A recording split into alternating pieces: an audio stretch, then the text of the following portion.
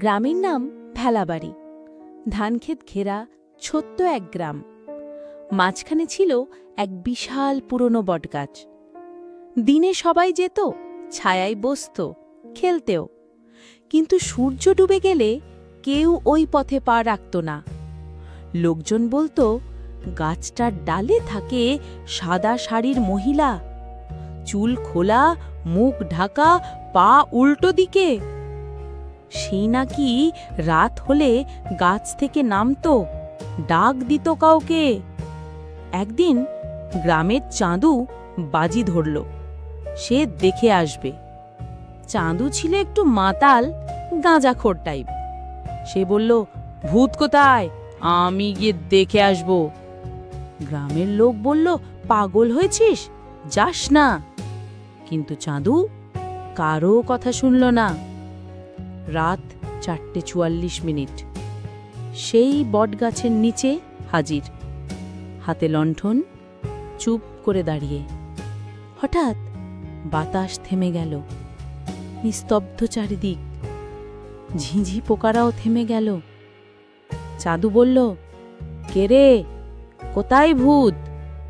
তখনই দেখা গেল ডালে ঝুলছে এক মহিলা, সাদা শাড়ি, লম্বা চুল, মাথা নিচের দিকে। ধীরে ধীরে নামছে সে। চাঁদুর গলা শুকিয়ে গেল, চোখ ছানা বড়া। সে পেছনে হাঁটতে থাকলো, কাঁপতে কাঁপতে। মহিলা বলল, তুই আমায় দেখতে চাস? চল আমার সঙ্গে।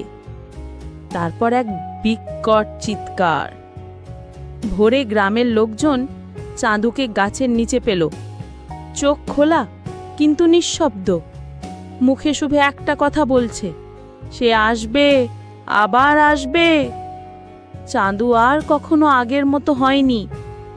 গ্রামে রটে গেল বটগাছ নাকি অভিশপ্ত। তারপর থেকে কেউ রাতের বেলা ওই পথে যায় না। বাচ্চারা কান্না করলে বলা হয়, ভূত এসে নিয়ে যাবে। আর সেই সময় 4:44 হয়ে গেল এক রহস্য।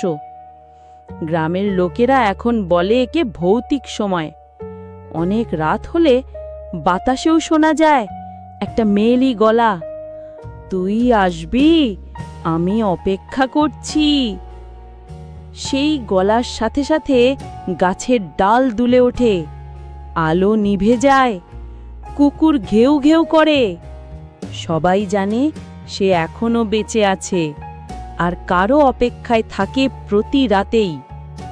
তুমি যদি কখনো ভেলাবাড়ি যাও আর ওই গাছটার সামনে দাঁড়াও, দেখতে পাবে কারো ছায়া নড়ছে। ধীরে ধীরে সেই ছায়া তোমাকেই ডাকছে কি?